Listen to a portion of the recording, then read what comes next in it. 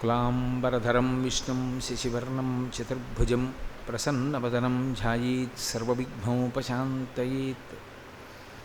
गुरुर्ब्रह्मा गुरुर्विष्णुः गुरुर्देवो महेश्वरः गुरुः साक्षात् परब्रह्म तस्मै श्रीगुरवे नमः।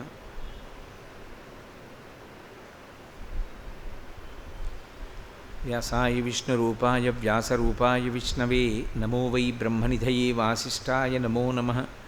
कूजन्तं राम रामीति मधुरं मधुराक्षरम् आरुह्य कविताशाखां वन्दे वाल्मीकिकोकिलं। श्रुतिस्मृतिपुराणानाम् आलयं करुणालयं नमामि भगवत्पादशङ्करं लोकशङ्करं। वागर्धाविव सम्पृक्तौ वागर्धप्रतिपत्तये जगतः पितरौ वन्दे पार्वतीपरमेश्वरौ।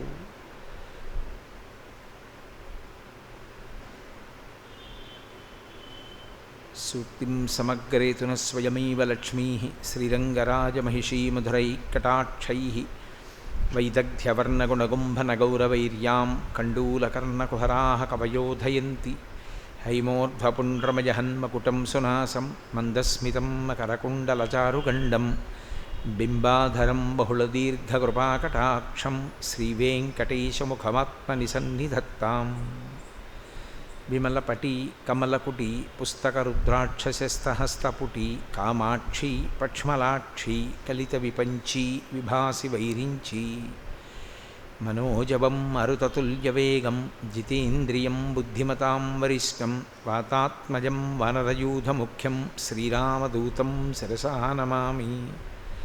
आपदामपहर्तारं दातारं सर्वसम्पदां लोकाभिरामं श्रीरामं भूयो भूयो नमाम्यहम्। हरिः ओम। परमेश्वर स्वरूपेण सभకు नमस्कार।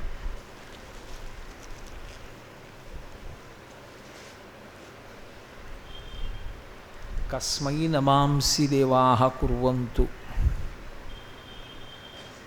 दया ప్రధానయాహ అంటారు శంకర భగవత్పాదులు. ఆ ప్రశ్న వేస్తూ ఆయన అన్నారు, కస్మై నమసి దేవాహ కుర్వంతు, నమాంసి దేవాహ కుర్వంతు. దేవతలు కూడా ఎవరికి నమస్కారం చేస్తూ ఉంటారు అంటే దయా ప్రధానయ, దయను ప్రధానముగా కలిగినటువంటి వాడెవరో ఆయనకు. ఈ ప్రశ్న కొంచెం జాగ్రత్తగా అర్థం చేసుకోవాల్సి ఉంటుంది. ఎందుచేతనంటే మనందరం కూడా ఎవరికి నమస్కారం చేస్తాం? దేవతలకి నమస్కారం చేస్తాం. దేవతలకి ఎందుకు నమస్కారం చేస్తామంటే దేవతల యొక్క అనుగ్రహము లేకుండా మనం ఈ భూమి మీద సుఖ సంతోషాలతో ఉండడము సాధ్యము కాదు. ఒక్కొక్క దేవత దగ్గర ఒక్కొక్క రకమైనటువంటి ప్రజ్ఞ అధికారము వ్యవస్థీకృతమై ఉంటాయి. వాళ్ళు ఆయా అధికారముల చేత మనకి కావలసినటువంటి సుఖాన్ని సంపత్తిని ఇవ్వగలిగి ఉంటారు. ఆ పైన దేవతలందరినీ నియంత్రించగలిగినటువంటి వాడు పరంబ్రహ్మ. ఆ పరబ్రహ్మ శాసనమునకు ఒడంబడి దేవతలు తమ తమ అధికారములను తాము చెలాయిస్తారు. ఒక ఉదాహరణ చెప్పాలి అంటే అగ్నిదేవుడు. అగ్నిదేవుడు పాచకుడై ఎందుకు ఉండాలి? ఊళ్ళకి ఊళ్ళు కాల్చగలిగినటువంటి అగ్ని రెండు చాలా తక్కువ స్థాయి పనులు చేస్తుంటాడు లోకంలో. ఏవి అంటే పితృదేవతలకి కవ్యము అంటారు, కవ్యమును తీసుకెడతాడు. దేవతలకు హవ్యమును తీసుకెడతాడు. హవ్యం కవ్యం ఈ రెండూ కూడా దేనికి పెట్టుకెడుతూ ఉంటాడు? ఆయన కర్మ అంత ఎందుకు కాలింది అని అడిగారు. అడిగితే ఆయన అలా చెయ్యడానికి కారణం హవ్యం వహతి దేవానాం కవ్యం కవ్యాసినామపి పాకంచ కురుతే వహ్ని శంకరస్యైవ శాసనాత్ అంది లింగపురాణం. అంత గొప్ప అగ్నిహోత్రుడు, ప్రపంచాన్ని తగలబెట్టగలిగినటువంటి వాడు, నిమిషంలో దేన్నైనా దగ్ధం చేయగలిగిన మహాపురుషుడు. ఆయన పితృదేవతలకి కవ్యాన్ని దేవతలకి హవ్యాన్ని ఎందుకు తీసుకెడతాడు అంటే శంకరుని యొక్క శాసనము. నువ్వు గృహస్థు ఇంట్లో పాచకునిగా ఉండి అంటే వంట బ్రాహ్మణునిగా ఉండి వాళ్ళకి కావలసిన పదార్థమును నువ్వు పచనము చెయ్యాలి అన్నాడు. శంకరుని యొక్క శాసనమును అనుసరించి ఆయన ఏం చేస్తుంటాడు అంటే మన ఇళ్లలో లౌకికాగ్నిగా వెలుగుతూ ఉంటాడు. లౌకికాగ్నిగా వెలుగుతూ ఆయన మనకి కావలసినటువంటి వంట అంతా వండి పెడతాడు. లేకపోతే ఆయనకి ఆ అవసరం ఏముంది? ఆ అవసరం లేకపోయినా ఆయన వంట చేసి పెడుతూ ఉంటాడు. కాబట్టి పాకంచ కురుతే వహ్ని శంకరస్యైవ శాసనాత్, శంకరుని యొక్క శాసనమును అనుసరించి అగ్నిహోత్రుడు వంట చేస్తున్నాడు. ఇంద్రుడు వర్షాన్ని కురిపిస్తున్నాడు. వర్షము కురిపించగలిగినటువంటి అధికారము ఇంద్రుని యొక్క చేతిలో ఉంది. ఇంద్రుడు ఎందుకు వర్షం కురిపిస్తున్నాడు అంటే భగవంతుని యొక్క శాసనమునకు ఒడంబడి. మనం ఒక యజ్ఞం కానీ యాగం కానీ చేసి దేవతలను ప్రీతి పొందిస్తే ఆ దేవతలు తమకున్నటువంటి అధికారము చేత మనకి మేలు చేస్తారు. మీరు లౌకికంగా అర్థం అవ్వాలంటే నేను మీకు ఒక ఉదాహరణ చెప్తాను. ప్రభుత్వము అని ఒకటి ఉంది. ఆ ప్రభుత్వమునకు వివిధ శాఖలు ఉన్నాయి. ఒక్కొక్క శాఖ ఒక్కొక్క పని చేస్తుంది. ఆ పనే చేస్తుంది కానీ పక్క పని చెయ్యదు. ఒక ఉదాహరణ చెప్పాలంటే ఏదో అగ్నిమాపక దళాధికారి అన్నారనుకోండి, ఎక్కడైనా ఇల్లు అంటుకుంటే ఆయనకి ఫోన్ చేస్తే వెంటనే ఆయన ఒక గంటలతో కూడుకున్నటువంటి ఒక వాహనం మీద వచ్చి ఆ మంటలని ఆర్పి ఉపకరిస్తారు. అలా ఒక గ్రంథాలయ అధికారి, మీరు ఆయన దగ్గరికి వెళ్ళి ఏమండి ఇల్లు అంటుకుందంటే ఆయన ఏం చేయలేడు. ఆయన పుస్తకాలు ఇస్తారు, ఇచ్చి మీరు చదువుకోవడానికి ఆయన ఉపకారం చేస్తాడు. ఒక ప్రధానోపాధ్యాయుడు మీ పిల్లలకి చదువు చెప్తాడు. వీళ్ళందరూ ప్రభుత్వము యొక్క అంగములు, ప్రభుత్వమునందు అధికారులు. ఎవరు చేయవలసినది వారు చేస్తారు తప్ప ఒకరి పనిలో ఒకరు జోక్యం చేసుకోరు. ఈ ప్రభుత్వం అనబడేటటువంటి దాన్ని ఎవరైనా చూసిన వాళ్ళు ఉన్నారా? ప్రభుత్వాన్ని చూపించండి అంటే కుదరదు. ప్రభుత్వము అంటే అధికారము కేంద్రీకృతమై ఉంటుంది ఒకరి యందు. అలా ప్రభుత్వమే పరబ్రహ్మము. ప్రభుత్వమునందు ఉన్న శాఖలే దేవతలు. ఈ దేవతలు హోమకార్యము చేత యజ్ఞకార్యము చేత ప్రీతి పొందుతారు. ప్రీతి పొంది వారు మనకి కావలసిన అభ్యున్నతికి అవసరమైనవి అన్నిటినీ మనకిస్తారు. అందుచేత దేవతలు ఎప్పుడూ వందనీయులు, మనుష్యుల చేత నమస్కరింపబడతారు తప్ప దేవతలే మనుష్యులకి నమస్కరించడం అన్నది లోకంలో సంభవం కాదు. కానీ శంకర భగవత్పాదులు అంటున్నారు, కస్మై నమాంసి దేవాహ కుర్వంతు, అటువంటి దేవతలు కూడా ఎవరికి నమస్కారము చేస్తారు అని అడుగుతున్నారు. అటువంటి దేవతలు కూడా ఎవరికి నమస్కారము చేస్తారంటే దయ ప్రధానముగా కలిగిన వానికి అన్నారు. కేవలము దయగలిగిన వానికి అని ఆయన అనలేదు. దయ ప్రధానముగా కలిగినటువంటి వాడెవరో ఆయనకి నమస్కరిస్తారు. దయ ప్రధానముగా కలిగి ఉండుట అన్న మాటకు అర్థం ఏమిటి? సాధారణంగా మీరు చూడండి, ఆయన మీద నాకు దయ కలిగిందండి, జాలి కలిగిందండి, అందుకు నేను ఏదో ఆయనకు ఉపకారం చేశానండి అంటారు. ఒక వ్యక్తికి తినడానికి కావలసినంత ఉండగా దానిపైన ఎక్కువ ఉంది, ఒక ఆయనకి అసలు తినడానికి లేదు. ఇప్పుడు తినడానికి లేనివాడు ఆకలితో పడుతున్నటువంటి బాధ చూసి తినడానికి ఉండి అంతకన్నా ఎక్కువ ఉన్నవాడు యువతల వానికి సహాయం చేశాడు. ఎందుకు చేశావయ్యా, నువ్వు పెట్టవలసిన అవసరం ఏముంది అంటే దయతో, దయ కలిగి చేశాను అంటాడు. ఇందులో మీరు ఒక్క మాట జ్ఞాపకం పెట్టుకోవాలి. దయ అన్న మాట మీకు బయట లోకంలో ఏది చెప్పబడుతుందో అది వేద ప్రమాణమునందు భిన్నముగా ఉంటుంది. లోకంలో దయ అన్న మాటకు అర్థం ఏమిటి? ఎప్పుడూ అవతల వారి యందు కారుణ్యముతో ఉండుట. వేదము అలా చెప్పదు. వేదము కొన్ని చోట్ల హింస చేస్తే దాని యందు దోషము లేదండి, అది దయతో కూడిన పనియే తప్ప దాన్ని తప్పు పట్టడానికి వీలు లేదు అని చెప్పింది. అందుకే సనాతన ధర్మమునందు వేదము చేత చెప్పబడిన విషయములు అంత గంభీరంగా ఉంటాయి. ఒక గృహస్థు ఉన్నాడు, ఆ గృహస్థు కాయగూరలు వండుకున్నాడు. ఆ గృహస్థు ఇంట్లో తిరిగాడు. గృహస్థు ఇంట్లో హింసకు సంబంధించినటువంటి వస్తువులు కొన్ని ఉండి తీరుతాయి. మొట్టమొదటిది కత్తిపీట, రెండవది అగ్నిహోత్రము, ఇటువంటి వస్తువులు కొన్ని ఉంటాయి. తర్వాత మూడవది చీపురు కట్ట, నాలుగవది నేలని కడిగేటప్పుడు వాడేటటువంటి రసాయనము. ఇవన్నీ కూడా హింసకు కేంద్రీకృతమైనటువంటివి. నేను మీతో మాట అంటాను, ఫినాయిల్ మీరు చల్లి తుడిచారనుకోండి, ఫినాయిల్ చల్లినప్పుడు అనేకమైన సూక్ష్మజీవులు చనిపోవడానికే మీరు ఫినాయిల్ చల్లుతున్నారా, సువాసన కోసం చల్లుతున్నారా? అక్కడ ఉన్న సూక్ష్మక్రిములు చచ్చిపోవడానికే కదా మీరు ఫినాయిల్ వాడుతున్నది. సబ్బు పెట్టి ఒళ్ళు రుద్దుకున్నాను అంటే నా ఒంటి మీద ఉన్న సూక్ష్మాంగజీవులు చనిపోవాలనైనా నేను వాడాను. నేను అగ్నిహోత్రాన్ని వెలిగించి ఇంట్లో వంట చేసుకున్నప్పుడు ఆ వేడి తట్టుకోలేక చాలా జీవులు అక్కడ ఉన్నో మరణిస్తాయా, మరణించవా?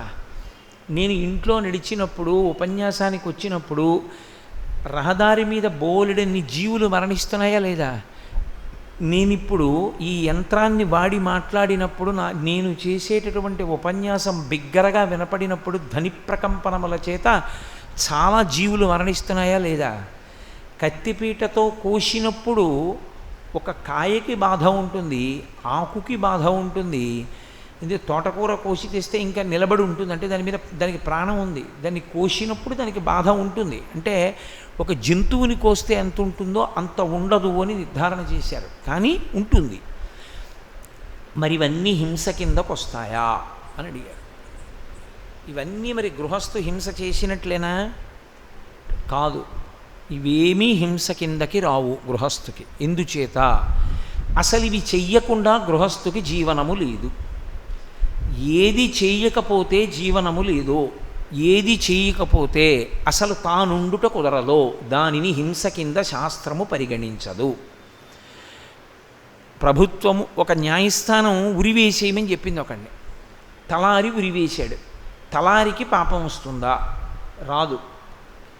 న్యాయమూర్తికి పాపం వస్తుందా? రాదు.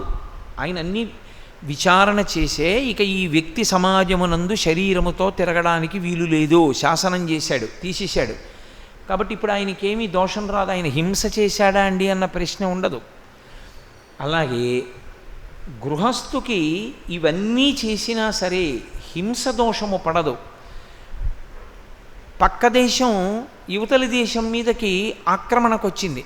యువతల సైనికులు అవతల సైనికుల్ని కాల్చి చంపేశారు. ఇప్పుడు హింసాదోషం వస్తుందా? రాదు. హింసాదోషమును శాస్త్రం ఏ కోణంతో చూస్తుందంటే నీ మనసు యొక్క స్థితిని చూస్తుంది. ప్రతీకారంతో, పగతో, కుట్రతో కావాలని చంపావా, అతను ఉండడం వల్ల లోకానికి ప్రమాదమని, లేదా వాళ్ళు నీ మీదకు వచ్చినప్పుడు తిరుగుబాటు చెయ్యకపోతే ఇక నీకు నీ దేశమే మిగలదని అప్పుడు నువ్వు చంపావా అంటే ఆ పరిస్థితులలో చంపినటువంటి దాన్ని శాస్త్రము హింస కింద పరిగణనలోకి తీసుకోలేదు. అయితే ఒక దేశ సైనికులు అవతల సైనికుల్ని చంపడం వేరు, వ్యక్తిని చంపడానికి మాత్రం వీల్లేదు. ఒక వ్యక్తి ఎవరో నా మీదకి వచ్చారు కాబట్టి చంపేయించండి అంటే అలా కుదరదు. కాబట్టి వేదము హింస అన్నదాన్ని, దయ అన్నదాన్ని భిన్నమైన కోణంలో చూస్తుంది. అన్ని వేళలా దయ లేకుండా చేస్తున్నాడు అన్న మాట మాట్లాడదు. నేను మీతో స్పష్టంగా ఒక ఉదాహరణ మాట్లాడాలి అంటే, ఒక క్షత్రియుడు ఒక జింకని చంపి తిన్నాడు. జింక ఇప్పుడు తినకూడదు, పోని పక్కన పెట్టండి, జింకని చంపకూడదు, సరే వదిలిపెట్టేసేయండి. ఒక కోడిని తిన్నాడు. ఇప్పుడు అతనికి హింసా దోషం వస్తుందా? అతను మాంసాహారం ఒక జంతువుని చంపి తిన్నందుకు గాను అతను చాలా పెద్ద పాపం చేస్తున్నాడని ఖాతాలో వేస్తారా? మీరు బాగా అర్థం చేసుకోండి, వేదంలో దోషము కాదు. అది ఈశ్వర శాసనము. రామచంద్రమూర్తి అంతటి వాడు శ్రీరామాయణంలో జంతువుని బాణం వేసి కొట్టి చంపి తీసుకొచ్చి సీతమ్మని వండమని తిన్నాడు. కొందరు అలా తినవలసినదే అని చెప్పింది శాస్త్రం. ఎందుకో తెలుసా? అలా తింటాడు కాబట్టి బలంగా ఉంటాడు, అలా బలంగా ఉంటాడు కాబట్టి బలహీనుణ్ణి రక్షిస్తాడు, బలహీనుణ్ణి రక్షించడానికి యుద్ధభూమిలో మరణిస్తాడు, అలా మరణించాడు కాబట్టి వీరస్వర్గానికి ఎడతాడు అంది. అందుకని ధర్మాన్ని అలా నిర్వచనం చేసింది వేదం. కాబట్టి ఆయన మాంసము తిన్నాడు. ఎవరు తినకూడదో వాడు తినకూడదు. శాస్త్రాన్ని ఉచ్చారణ దోషం లేకుండా పలకవలసినటువంటి వాడు, లోకానికి శాస్త్ర మర్యాద చెప్పవలసిన వాడు, తరించవలసిన మార్గాన్ని బోధించవలసిన వాడు మాంసాహారం తినకూడదు. అతనికి శరీర బలం విశేషంగా ఉండవలసిన అవసరం లేదు. అతనికి కావలసినది శాస్త్రబలం. శాస్త్రబలానికి తగిన రీతిలో అతని జీవనం ఉండాలి. లోకరక్షణ చేయవలసిన వాడి జీవనం శరీర బలంతో ఉండాలి. కాబట్టి అతను అలా తింటే దోషం పట్టదు. అందుకే వ్యక్తికి వ్యక్తికి, ఆశ్రమానికి ఆశ్రమానికి, వర్ణానికి వర్ణానికి, కాలమునందు దేశమునందు ధర్మము మారిపోతూ ఉంటుంది. అన్ని వేళలా ధర్మము ఒకేలా ఉండడం అనేటటువంటిది సాధ్యము కాదు. అందుకే తప్పు పట్టవచ్చా, తప్పు పట్టకూడదు. కానీ ఆయనకి ఆపాటి కూడా ఇక ఇష్టం లేదు, సత్వగుణంలోకి వెళ్ళిపోయాడు. నేను తినను అని విడిచిపెట్టేశాడు. అలా జంతువుని కోసి అది బాధపడుతుంటే అప్పుడు నేను తినడం చాలా నాకు ఇబ్బందిగా ఉంది, నేను తిననన్నాడు. చాలా మెచ్చుకోవలసిన విషయం, చాలా చాలా మెచ్చుకోవలసిన విషయం. ఆయన యందు, ఆయన హృదయంలో చాలా మెత్తనితనం ఏర్పడింది, సత్వగుణం ఆవిర్భవించింది. కానీ ఒకవేళ ఆయన తిన్నాడు, నువ్వు దోషం మాత్రం పట్టవద్దని చెప్పి, పట్టడానికి వీల్లేదు. శాస్త్రం అంతే అలాగే మాట్లాడింది అంతే. అందుకే దయ అన్న మాటని ఎలా అర్థం చేసుకోవాలో అలాగే అర్థం చేసుకోవాలి. దయ ప్రధానముగా కలిగినవాడు అని శంకర భగవత్పాదులు ఎందుకన్నారో తెలుసా? కేవలము దయ కలిగినవాడు అని అనలేదు. దయ అన్న గుణము మంచిది, కానీ దయ అనేటటువంటి గుణమునందు అంతర్లీనముగా అత్యంత ప్రమాదకరమైనటువంటి పోకడ ఒకటి ఉంటుంది. ఏమిటా పోకడ అంటే అహంకారము. దయ అహంకారము రెండు ఎక్కడ పెనవేసుకుపోయాయో వ్యక్తి పరిశీలనం చేత తెలుసుకోకపోతే దయ అన్న ముసుగు మాటున జారిపోతాడు కిందకి. దయయందు ఏది ఉండాలి అని అడిగారు. ధైర్యము, సంతోషము, అంటే ప్రహృష్టత, ఆనందము, ఇవే ఉండాలి తప్ప దయయందు ప్రతిఫలాపేక్ష, దయయందు కీర్తికాంక్ష, దయయందు గుర్తింపును కోరుట ఉండరాదు. అది దయవదు, అహంకారం. వరదలు వచ్చాయి, పాపం ఎవరో చాలామంది ఇళ్ళు కొట్టుకుపోయి, నువ్వు పట్టుకెళ్ళి వాళ్ళకి బిందెలు ఇద్దాం అనుకున్నావు, చాలా మంచి విషయం, అందులో దోషం ఏం లేదు. కానీ నువ్వు బిందెలు ఇస్తూ ఫోటోలు తీయించుకుని పేపర్లో వేసుకున్నావే, అది చాలా తప్పు. ఒకరికి ఉపకారం చేయడానికి, సేవ చేయడానికి నీకు ఆగస్టు 15కి కలెక్టర్ గారి దగ్గర అవార్డును, పేపర్లో ఫోటోలును, ఆటో వెనకాల అడ్వర్టైజ్మెంట్ అక్కర్లేదు. నువ్వు చెయ్యాలనుకుంటే నువ్వు దేని కొరకు చెయ్యాలి అంటే దయతో చేయుట అన్న మాటకు అర్థం ఏమిటంటే పరమ సంతోషంతో ఒకే కారణానికి చేయవలసి ఉంటుంది. ఆ బాధ నాదైతే వెంటనే అబ్బో చాలా కష్టం, కాబట్టి నాకున్నంతలో వారు కూడా ఆనందపడేటట్టు చేస్తాను. అది దయ యొక్క గుణము, అంతే. అంతకన్నా ఇక దాటడం ఉండదు దాని ఎందు గుర్తింపులు కోరుకోవడం, దాని ఎందు అవార్డులు కోరుకోవడాలు ఉండవు. అలా కోరుకుంటే దయ అన్న పేరుతో అహంకారమునకు వశమై జారిపోతున్నాడని గుర్తు. జారిపోతూ ఉంచుకున్నాను అనుకున్నాడు. అభ్యున్నతి పదంలో ఆత్మకి సంబంధించినంత వరకు అభ్యున్నతి పదమునందు నడచినవాడు కాడు. ఏ చిన్న పని చేసినా ఫోటోగ్రాఫర్ లేకుండా చెయ్యడు. ఒకవేళ ఆర్తితో ఉన్నవాడు వచ్చి నిలబడ్డాడు, ఇతను ఇవ్వడానికి సిద్ధంగా ఉన్నాడు. లేనివాడు ఎవరంటే ఫోటోగ్రాఫరే రాలేదు, ఇంకొక 10 నిమిషాల్లో వచ్చేస్తున్నానండి అన్నాడు. అతను 10 నిమిషాలు ఇవ్వడు. ఎందుకు ఇవ్వడో తెలుసా? ఫోటోగ్రాఫర్ వచ్చాక ఇస్తాడు. ఇవ్వాలనుకున్నవాడు ఇలా ఇచ్చేయాలి. ఇలా ఇస్తూ ఇలా తల తిప్పాడు అంటే జారిపోయాడు అని గుర్తు. ఇలా ఎందుకు తల తిప్పావు అంటే ఇస్తున్నట్టు ఫోటో పడాలి. ఎందుకది? బ్రహ్మప్రీతము కొరకు ఇస్తారు ఇచ్చినప్పుడు. దయయందు ఉండవలసినటువంటి లక్షణము ఒక్కటే, దయయందు కేవలము సంతోషము. అబ్బా చాలు, నేను ఇవాళ ఉపకారం చేశాను, ఆయన పాపం ఇంత అన్నం తిని ఎంత సంతోషించాడో. అన్నీ పోయినవాడు బిందెందుకు ఇస్తారు అంటే నీటి వలన ప్రాణములు నిలబడతాయి. కనీసం మంచినీళ్ళు తెచ్చుకుని అక్కడ పెట్టుకుంటే అన్నీ కొట్టుకుపోయినా ఒక్క బిందెడు నీళ్లుంటే కనీసం ఆ నీళ్లు తాగుతాడు. ఎవరో ఇస్తారు నీళ్లు, బిందె అంటూ ఉండాలి కదా. ఆ నీళ్లు తెచ్చుకుని బతుకుతాడని బిందె ఇచ్చాడు. పోన్లే పాపం ఆయన కాసిన నీళ్లు తాగి ఉంటాడు, దాహం తీరుంటుంది. ఇంకొకళ్ళు బియ్యం ఇస్తే ఈ నీళ్లతో ఉడికించుకుంటాడు. ఆ నీరు ఆధారం కదూ. ఆ నీరు తెచ్చుకుని దోషిట్లోనూ జేబులోనూ దాచుకోలేడు. అందుకని ఆ నీరు ఉంచుకోవడానికి ఒక బిందెని ఇవ్వగలిగాను నేను. ఎంత అదృష్టం, ఎంత దాహంతో ఉన్నాడు, ఎంత బాధతో ఉన్నాడు. పోన్లే పరమేశ్వరుని అనుగ్రహం చేత నేను ఉపయోగపడగలిగాను. నేను అతనికి పరమ సంతోషంగా నేను అతనికి ఉపకారం చెయ్యగలిగాను. దీని ఎందు 2 లక్షణములే ప్రకాశిస్తాయి. ఒకటి ధైర్యము. ధైర్యము అంటే ఏదో గబగబా చొక్కా ఇప్పేసి భుజాలు చరుచుకోవడం ధైర్యము అని కాదు నా ఉద్దేశ్యం. ధైర్యము అన్న మాటకు అర్థం ఏమిటో తెలుసా? శాస్త్రము యొక్క ప్రమాణమును విశ్వసించి తనకున్న దానిని వేరొకరికి ఇచ్చివేయుటకు మనసు అంగీకరించుట. ఆయన ఎంత ధైర్యం అండి అలా ఇచ్చేస్తారు అంటారు. ఎంత ధైర్యం అండి అలా ఇచ్చేస్తారంటే, పిరికితనం ఉన్నవాడు దాచుకుంటాడు. రేపటికెలా ఎల్లుండికెలా అన్నీ ఇచ్చేసేయండి అని చెప్పలేదు శాస్త్రం కూడా. అన్నీ ఇచ్చేసేయమని చెప్పలేదు. కానీ ఇవ్వడానికి ధైర్యం ఉండాలి. ఇవ్వడం ఎందుకు? మన దగ్గర ఉంటే మనమేనేటి బోళ్ళంతమంది ఇచ్చేవాళ్ళు ఉన్నారు అంటాడు పైగా తప్పుకోవడానికి కాదు.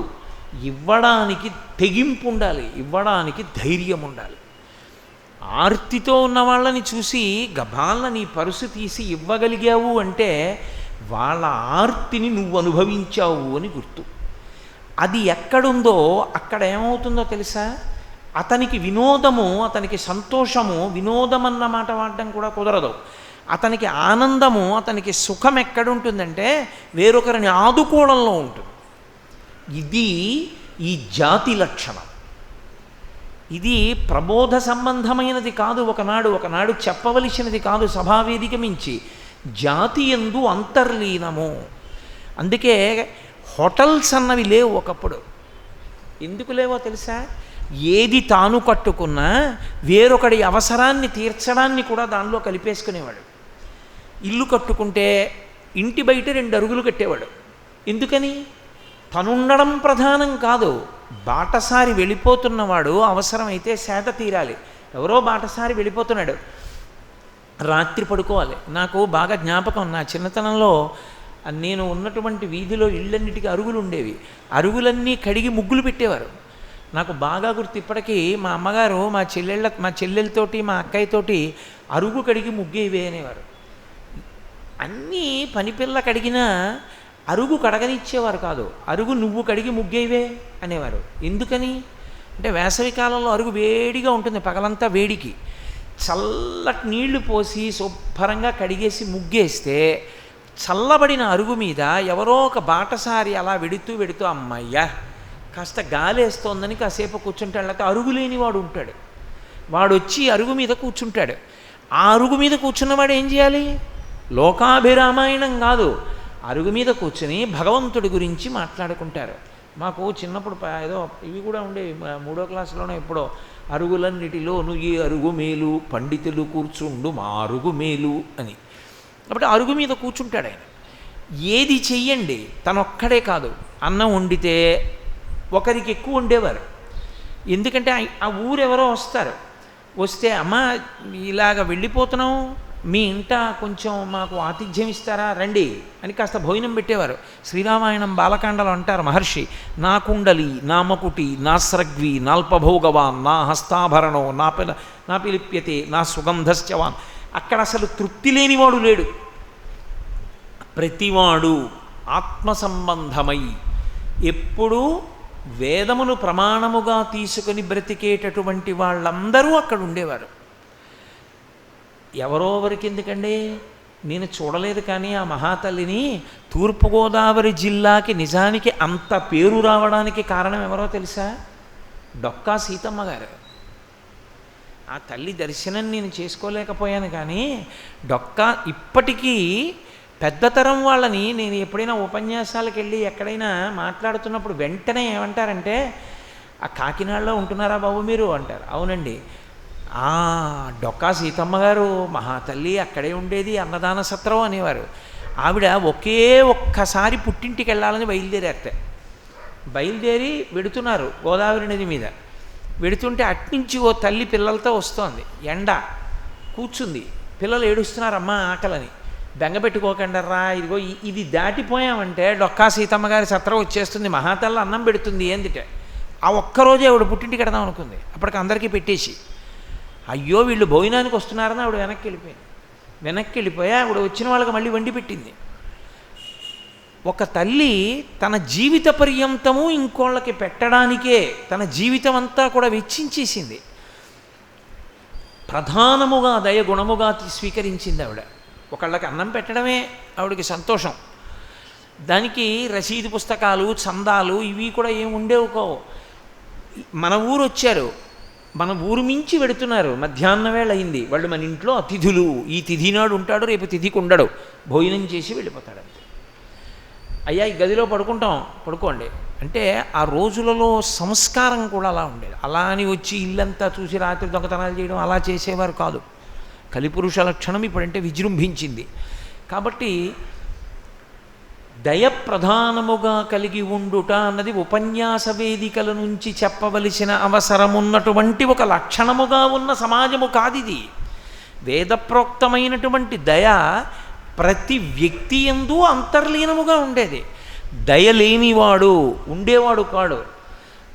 ఎవరు ఆలోచించినా దయతోటే ఆలోచించేవారు. దయా అన్న మాట యందు మీరు ఒక్కటే బాగా జ్ఞాపకం పెట్టుకోవాలి. ఆయనకది సంతోషం. ఆయన దాన్ని దేనికి చేస్తాడంటే, వారు చేసుకోలేకపోతున్నారు, పరమేశ్వరుడు నన్ను వాళ్ళని గట్టెక్కించగలిగిన శక్తినిచ్చాడు, అది చేసి మురిసిపోతాడు ఆయన. అందుకు చేస్తాడు, ఆ మురిపెం కోసం చేస్తాడు. అసలు యథార్థానికి మీరు కావ్యాల్ని పురాణాలని పరిశీలనం చేస్తే మీకు అర్థమయ్యేది ఏది అంటే, ప్రతిరోజు కొంత సమయాన్ని అలా మీరు ఏదో ఒక సేవా కార్యక్రమానికి వినియోగించి సంతోషాన్ని పొందాలి. దానికి పెద్ద సంస్థలు, ఫోటోలు, అల్లర్లు అక్కర్లేదు. ప్రతి వ్యక్తి సేవ చేసేవాడు. అది అంతర్లీనము. పూర్తధర్మం అని ఒకటి ఉండేది. నా దగ్గర డబ్బు ఉంది, ఓ నుయ్యి తవ్వడం. నా దగ్గర డబ్బు ఉంది, ఓ తటాకం తవ్వడం, అందులోకి వెళ్ళి పశువులు నీళ్లు తాగుతాయి. నా దగ్గర డబ్బు ఉంది, ఓ బీడిలో గడ్డి పెంచడం, పశువులు వచ్చి తింటాయి. నా దగ్గర డబ్బు ఉంది, ఓ దేవాలయం దగ్గర ఉన్న పెద్ద చెట్టు చుట్టూ ఓ గట్టు కట్టేవారు, చక్కగా వచ్చి అక్కడ కూర్చొని సంధ్యావందనం చేసుకుని గాయత్రి అనుష్ఠానం చేసుకుంటారు. నా దగ్గర డబ్బు ఉంది, ఓ దేవాలయంలో ఉన్న తటాకానికి మెట్లు కట్టేవారు, జారిపోకుండా అందులోకి వెళ్ళి స్నానం చేసి బయటికి రావడానికి. డబ్బు ఉంది, గోశాల్లో ఓ గరుకురా వేసేవారు, అది గంగడోలు గోక్కుంటుంది, దానివల్ల పితృదేవతలకి కూడా పుణ్యం వస్తుంది. ఓ గరుకురాయి వేసేవారు. అది ఏం చెయ్యాలి అని ఆశయాలు పెట్టుకుని సంస్థలు ఉండడం అన్నది లేదు అసలు. అవతల వారికి ఏం కావాలి, తనది చేయడమే. నేను చెయ్యగలనా, చేసేయడమే. వాళ్ళకి సంతోషం ఏమిటి, ఏదో ఒకటి ఉపకారం చేయడం, ఆ రోజు ఏదో ఒక ఉపకారం చేసి పెట్టడం. అందున ప్రత్యేకించి ఈ వ్యవస్థ ఎక్కువగా ఎక్కడ కేంద్రీకృతం అయ్యేదంటే విద్యార్థుల యందు కేంద్రీకృతం అయ్యేది. ప్రతిరోజు విద్యార్థులకి ఉల్లాసమేమి, సంతోషించేది వాళ్ళు బాగా సంతోషించడం అన్నది అభ్యాసం ఎక్కడ చేయించేవారంటే వేరొకరికి ఉపకారం చేయించడంలో. అది దానికి ఏదో పెద్ద ఇదిగో ఈ ఉపకారాలు చేస్తాం అండం కాదు. నువ్వు అలా వెళ్ళి నిలబడు, నీకు ఆ దృష్టి ఉంటే నువ్వు ఉపకారం ఏది చెయ్యొచ్చో ఆ ఉపకారాన్ని పొందడానికి అర్హులైన వారు అనేక మంది ఉంటారు. నీకు చదువచ్చు, ఓ గంట సేపు రోజు పేద విద్యార్థులకి కూర్చోపెట్టి నీకు ఏదొచ్చో అది నేర్పు. నువ్వు ఏం చదువుకున్నావో పురాణాల్లో, కావ్యాల్లో ఆ విషయాలు రోజు ఒక గంట మాట్లాడు. నువ్వు బాగుపడ్డం కాదు, ఇంకోళ్ళను కూడా బాగుపడ్డానికి నువ్వేం చేయగలవో అది చేస్తూ ఉండడం అంతే. నీ దగ్గర ఏముంది దాన్ని సమాజపరం చేయడం అంతే. అప్పటికి వారి అవసరము నీ దగ్గరున్న సామాగ్రి వెచ్చించి సంతోషాన్ని పొందడం అంతే. అంతకుమించి ఇంకా దాని ఎందేం ఉండదు, దాని ఎందు ఏ ప్రతిఫలాపేక్ష ఉండదు. అది ప్రధానమైన దయాగుణము అంటారు. అటువంటి దయాగుణం ఉన్నవాడెవరో వాడికి దేవతలు నమస్కారం చేస్తారు. అంటే మీరు బాగా జ్ఞాపకం పెట్టుకోవాలి ఒక విషయాన్ని. ఆయన నా మనసు సంతోషంగా ఉండడానికి సినిమాకి ఎడతాను, నా మనసు సంతోషంగా ఉండడానికి నృత్య ప్రదర్శనకి ఎడతాను, నా మనసు సంతోషంగా ఉండడానికి నేను ఏదో పాటలు వింటాను కాదు. ఆయన మనసు సంతోషంగా ఎప్పుడు ఉంటుందో తెలుసా, ఆయన ఏదో ఉపకారం చేయాలి కాబట్టి వెతుక్కునేవాడు. ఆయన ఏం చేస్తే బాగుంటుందని చూసేవాడు. చూసి ఫలానా చోట ఇప్పుడు ఈ ఉపకారం చేస్తే చాలా బాగుంటుంది కాబట్టి నేను ఆ ఉపకారం చేస్తాను. గోకులంలో ఉపన్యాసాలు జరుగుతున్నాయి, 6:30కే రావక్కర్లేదు. నీకు ఖాళీ ఉంటే 6 గంటలకు వచ్చి పరదాలు వేయచ్చు. నీకు ఖాళీ ఉంటే 6 గంటలకు వచ్చి కుర్చీలన్నీ వరుస క్రమంలో వేయడంలో నువ్వు సహాయపడవచ్చు. నీకు ఖాళీ ఉంటే చక్కగా వచ్చి దేవాలయాన్నంతటినీ తుడిచేయచ్చు. అయా ఇవాళ మీరు ప్రదక్షిణంగా ఎటువైపు నుంచి ఎడతారు అని అడిగి పల్లకి అంతా తుడిచేసేయచ్చు. ప్రతి విషయం నీకు ఎవరో పిలిచి ఏదో చేయక్కర్లేదు, ప్రతి విషయానికి మెళ్ళో బ్యాగ్ చేసుకోక్కర్లేదు. నువ్వు ఒక పని చెయ్యాలి అని నీకు ఆర్తి ఉంటే ఆ పని చేయడానికి నీకు ఎప్పుడూ అవకాశం ఉంటుంది. ఈ ప్రాంగణంలో ఎక్కడో తులసి మొక్క వేయడానికి నీకేమీ అభ్యంతరం అక్కర్లేదు. లేదా తులసి మొక్కలు ఎక్కువ ఉన్న చోటుకి వెళ్ళి దళాలు తెచ్చి ఈశ్వరుడికి ఇవ్వడానికి అభ్యంతరం ఉండక్కర్లేదు. నేను ఈ మధ్య ఒక ప్రదేశానికి వెళ్ళాను, పేరు ఎందుకు చెప్పాలి, పేర్లు చెప్తే బాగుండవు. నేను ఆశ్చర్యపోయాను. అక్కడ దేవాలయాలు ఉన్నాయి, ఓ 3-4 దేవాలయాలు. 3-4 దేవాలయాలలోనూ ఈశ్వరమూర్తులు ఉన్నారు. ఉంటే రోజూ దండ తీసుకొచ్చి ఈశ్వరుడికి వెయ్యాలి పూలదండ. రోజు ఈశ్వరుడికి పూలదండ వెయ్యాలి అంటే దండ ఒక్కొక్కటి 120 రూపాయలు. చూసిన దేవాలయ ప్రాంగణంలో ఉన్న మూర్తులందరికీ వేయడానికి ఓ 1000 రూపాయలు అవుతుంది. కాబట్టి అధమపక్షం దండలు అంటే ఏదో బంతి పూల దండలు, లేకపోతే ఏదో సన్నగా ఎండిపోయిన ఇంత జాజి మొక్క దండ కొనడం, దాన్ని సాగదీసి దారం ఎక్కువ వేసి మెళ్ళలో వేయడం, లేకపోతే ఓ 2 రూపాయలు తులసిమాల అదే వేయడం. పరమేశ్వరుడు దాన్ని కూడా కాదనలేదు భక్తితో. నేను ఎక్కడ తెల్లబోయానంటే అక్కడికి వచ్చే భక్తులు వాళ్ళు తీసేసుకున్నారు, అలా వెయ్యొద్దన్నారు వాళ్ళు. మేము అన్నం తింటలా, మేము నీళ్లు తాగట్లా. అలా నెలలో ప్రతిరోజు ఒక నెలంతా మాది పుష్పకైంకర్యం. గణపతికి మాది, పరమేశ్వరుడికి మాది, లక్ష్మీదేవికి మాది, కామాక్షికి మాది, అలా పుచ్చుకున్నారు. అర్చకుడు బయట తిరుగుతున్నాడు. నేను ఏమంటే ఇంకా అలంకారం చేయలేదే అన్నాను. దండ వస్తుందండి అన్నాడు. దండ ఎవరు తెస్తారన్నాను. అంటే భక్తులు పట్టుకొస్తారండి అన్నారు. మా రామకృష్ణారావు కూడా వచ్చారు నాతో, అందుకు నవ్వుతున్నారు. వాళ్ళు పట్టుకొస్తారట దండలు, పట్టుకొచ్చి వాళ్ళ చేత్తో ఇచ్చుకుంటారు. ఇచ్చుకుంటే ప్రతిరోజు ఇన్ని గంటల లోపల తెచ్చేయాలి. 12ంటికి తెస్తానంటే కుదరదు. ఏదో 7, 8 చక్కగా ఓ దండ పట్టుకొచ్చి ఇస్తాడు, మెళ్ళో వేస్తాడు. ఎంత అవుతుంది? రోజు 100 రూపాయలు పెట్టి మంచి దండ నువ్వు కొంటాను అని అంగీకరిస్తే 30 రోజులకి 3000 రూపాయలు. సంవత్సరం మొత్తం మీద ఒక నెలలో ప్రతిరోజు ఆ ఈశ్వరుడు యొక్క మెడలో మాల మాది. వాళ్ళు స్వీకరించారు. సేవ చేయడానికి దానికి పెద్ద వెంటనే ఓ ట్రస్ట్, దానికో నలుగురు, దానికో అకౌంటు, దాని మీద ఇంట్రెస్ట్, ఇవన్నీ అక్కర్లేదు. ప్రతిదానికి నీకు చెయ్యాలన్న తాపత్రయం ఉంటే, ప్రతివానియందు చేసే గుణముంటే అసలు సమాజమునందు లోపమన్నది ఉండదు. సమాజమునందు ఎక్కడ లోటుందో దాన్ని లోటు లేనివాడు కప్పేస్తాడు, కప్పుకుంటూ వెళ్ళిపోతాడు. ఆ వెళ్ళిపోవడంలో వాళ్ళకి సంతోషం, పరమ సంతోషం. ఏదో నేను వెళ్ళాను, అక్కడ ఉపన్యాసం చెప్తున్నాను, ఓ 10 మంది సెలవు పెట్టారు. ఎక్కడెక్కడి నుంచో మామిడి మండలు ఎట్టుకొచ్చారు. చక్కగా మామిడి మండలని దండల కింద కట్టేశారు. వాళ్ళే వచ్చి చెప్పేశారు, ఏమండి మేము రేపు మామిడి మండలన్నీ మేము కట్టేస్తాం తోరణాల కింద. అంతేకాని దానికి కార్యకర్తలు మళ్ళీ వాళ్ళే చెయ్యాలి. పక్క వాళ్ళు ఎవరైనా అడిగితే వాళ్ళని రానివ్వరు, మేమే చేస్తాం. ఎన్ని రాజకీయాలు ప్రతి చోట.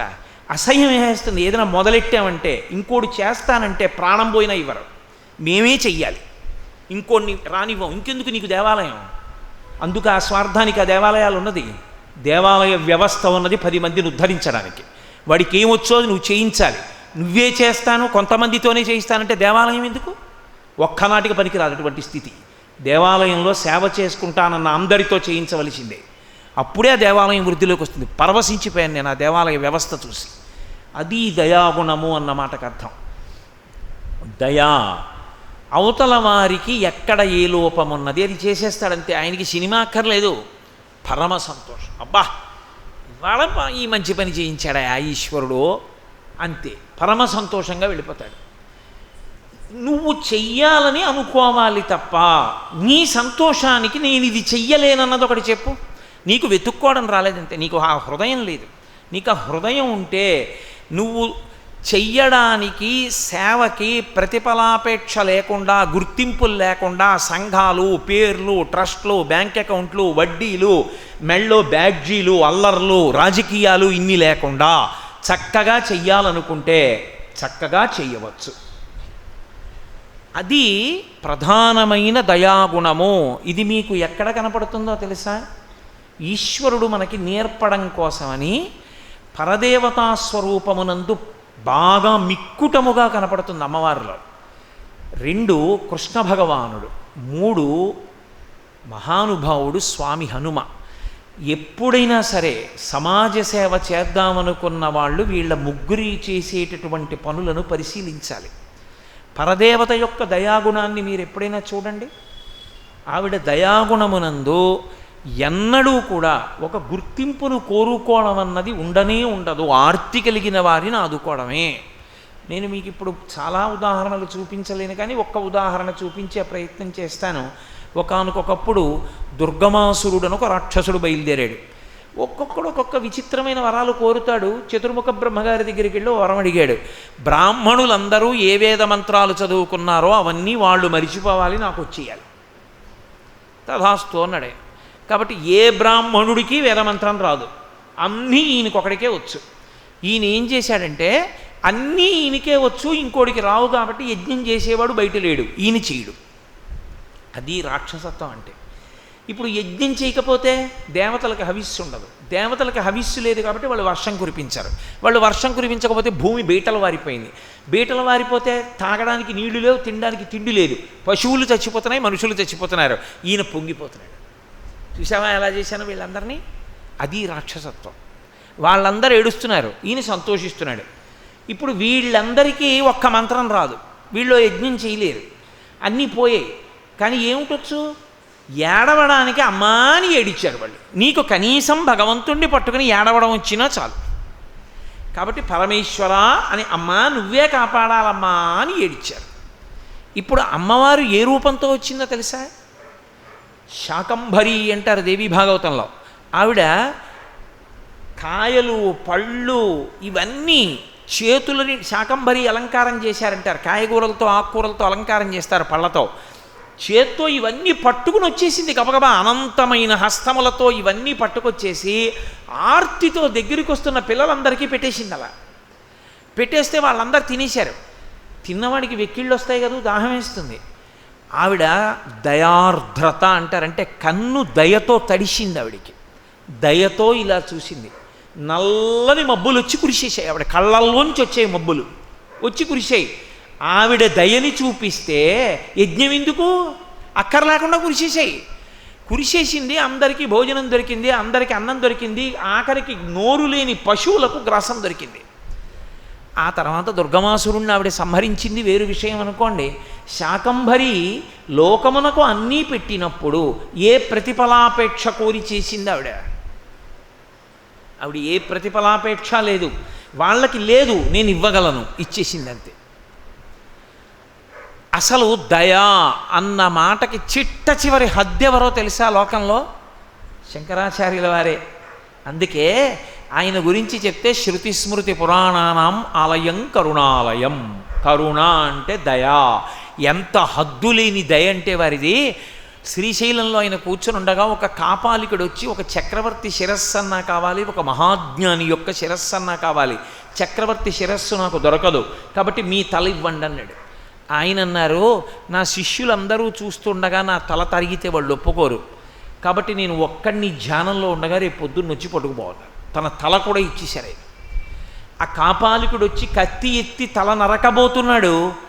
పద్మపాదాచార్యుల వారికి అనుమానం వచ్చింది. పాతాళ గంగలో స్నానం చేస్తున్నారు ఆయన. గురువు గారికి ఏదో ఆపదొస్తోందనుకున్నారు. గురువుని రక్షించుకోవాలి శిష్యుడు, కాబట్టి వెంటనే ఆయన నృసింహ మంత్రం చేశారు. నరసింహస్వామి వెళ్ళి ఆ కాపాలికుడి మీద పడి కాపాలికుడిని సంహారం చేసి శంకర భగవత్పాదుల్ని రక్షించారు. అందుకే ఇప్పటికీ శ్రీశైల మల్లికార్జున క్షేత్రానికి క్షేత్రపాలకుడు ఎవరో తెలుసా? నృసింహస్వామి. మీరు దేవాలయం లోపలికి వెళ్ళేటప్పుడు వృద్ధ మల్లికార్జునుడికి ఎదురుగుండా మీరు అలా తిరిగి వస్తున్నప్పుడు అక్కడ ఉంటారు నృసింహస్వామి. ఆయనే క్షేత్రపాలకుడు శ్రీశైల క్షేత్రానికి. అంత గొప్ప స్పర్శ శివకేశవ అభేదంగా శ్రీశైలంలో. కాబట్టి ఒకానొకనాడు శంకర భగవత్పాదులు అవధి లేనటువంటి కారుణ్యం. ఆయనకంత కారుణ్యం లేకపోతే ఈ ప్రశ్నోత్తర రత్నమాలిక చెప్పడం ఎందుకైనా? చెప్పకపోతే ఆయనకు వచ్చిన లోటే ఉంది. అయ్యో ఇది నేను ప్రశ్న జవాబు నేనే వేసుకుని నేనే జవాబు చెప్పకపోతే రేపు పొద్దున్న పిల్లలు ఏమైపోతారో అందుకు ఆయన ప్రశ్నోత్తర రత్నమాలిక చెప్పారు. ప్రశ్నోత్తర రత్నమాలిక ఆవిష్కారమునందు శంకర భగవత్పాదుల యొక్క కారుణ్యము అంతులేని కారుణ్యము. ఎక్కడ పరమేశ్వర స్వరూపమున్నా అంతే. మీరు ప్రత్యేకించి కృష్ణావతారాన్ని చూడండి, కృష్ణావతారం అంతా దయావిష్కారమే. అందుకే ఈ ఉరుములు ఈ మెరుపులు ఈ యశనుల ఘోషములను ఈ జలధారల్ నీయాన మున్నెరుంగము కుయ్యాళింపగదయ్య గుణరత్ననిధి అన్నారు గోపాల బాలురు గోపకాంతలు. ఈ వర్షం ఏమిటి, ఇంత వర్షం పడిపోతోంది, 7 రాత్రులు 7 పగళ్ళు కురవమన్నాడు వెళ్ళి ఇంద్రుడు. పెద్ద పెద్ద వడగళ్లతో పడిపోతోంది. కృష్ణా నువ్వు తప్ప మమ్మల్ని ఎవరు రక్షిస్తారన్నారు. అంతే దయా. ఆవులు దూడలు మనుష్యులు అందరినీ రక్షిస్తానన్నాడు. రక్షించడానికి ఎక్కడికో తీసుకెళ్ళలేదు. బాలుండాడుచునాథపత్రమని సంభావించి పూగుత్తి కింగీలం దాల్చిన లీలలే నగబుతో కృష్ణుండు తానం మహాశైలం మన్వలకేల దాల్చి విపుల ఛత్రమ్ముగా పట్టె తద్భీలాభ్రచ్యుత దుశ్శిలాచకిత గోపీ గోపగోపంతికి. ఆ గోవర్ధనగిరిని వెంటనే పైకెత్తి చిటికిన వేలితో ఇలా ఎత్తి పట్టుకున్నాడు. పట్టుకుని ఆ కారుణ్యానికి హద్దు లేదు అసలు. బయట ఉంటే వడగళ్ళు పడతాయి, లోపలికి వెడితే పిల్లాడు కొండ వదిలేస్తే ప్రమాదం అన్నారు కొంతమంది పెద్దవాళ్ళు. బాలుండీతడు కొండదొడ్డది మహాభారంబు సైరింపకాదాలండోజని దీని కింద నిలువంచింతింపకా బోలదు ఈ శైలాంబోనిధి జంతు సంయుత ధరా చక్రంబు పైబడ్డ నాకేలల్లాడదు బంధులార నిలుడి క్రిందన్ ప్రమోదంబునన్. ఈ కొండ ఎత్తి పట్టుకున్నాడు పిల్లాడు వదిలేస్తాడు అనుకుంటున్నారేమో. సమస్త బ్రహ్మాండములు వచ్చి కొండ మీద పడిపోయిన కొండ కింద పడదు. రండి లోపలికి రండి రక్షిస్తానన్నాడు. 7 రాత్రులు 7 పగళ్ళు అమృత దృక్కులతో పోషించాడు. కాళీయమర్దనం చేయమని ఎవరు అడిగారా ఆయన్ని? ఎవరైనా అడిగారా? విషపు నీరు తాగి పిల్లలు చచ్చిపోతే అమృత దృక్కులతో చూస్తే వాళ్ళందరూ బయటికి వచ్చేశారు. ఎవరైనా తెలియక తాగుతారేమో, రేపు ఆవు తాగుతుంది, దూడ తాగుతుంది. తాగితే ఈ విషపూరితమైనటువంటి కాళిందీ జలములను తాగి శరీరం విడిచిపెట్టి చచ్చిపోతారేమో. వాళ్ళు చచ్చిపోవడం నేను బతికించడం ఎన్నాళ్ళు? ఈ సమస్యకి పరిష్కారం చెయ్యాలి. దయా. ఆయన ఏం కోరాడు? ఆయన ఏం బిరుదులు ఇస్తారనా, సన్మాన పత్రాలు ఇస్తారనా, ఏమి ఇస్తారని చేసి చూపించాడు కృష్ణ పరమాత్మ. వెంటనే ఆయన్ని కాళీయుడు చుట్టి కాట్లు వేస్తే ఏడిచారు గోపాల బాలురందరూ. ఆ రోజున మొత్తం బృందావనంలో ఉన్నటువంటి వాళ్ళందరూ ఏడ్చారు. పన్నగము మమ్ము కరవక నిన్నేటికి కరచె కుర్ర నిమ్మి కలిగి నీవుండిన మము రక్షింతువు నిన్ను రక్షింప మేము నేరము తండ్రి అన్నారు. వాళ్ళందరినీ ఆవుల్ని దూడల్ని రక్షించడానికి ఆ పాము మీదకెక్కి వెస దామోదరు పాదఘాతనగతుల్ వేవేల చందంబులన్ ప్రసభాటోపముచూపబాపణ భృచ్చటామండలం బసహంబై పగిలిన్ మణుల్ చెదరగా నాస్యంబులన్ సోడితం బెసగన్ దంస్ట్రలు నుగ్గుగాగా గరడమహ్నిజ్వాలికల్ వెల్వడన్. మహానుభావుడు ఆ రోజున కాళీయమర్దనం చేశాడు. ఎవరి కోసం చేశాడు కాళీయమర్దనం? అవతల వారిని రక్షించాలి. తను రక్షించగలడు, వాళ్ళు తమను తాము రక్షించుకోలేరు. రక్షించుకోలేని వారిని రక్షించడానికి తాను రక్షించి కాళీయమర్దనం చేశాడు.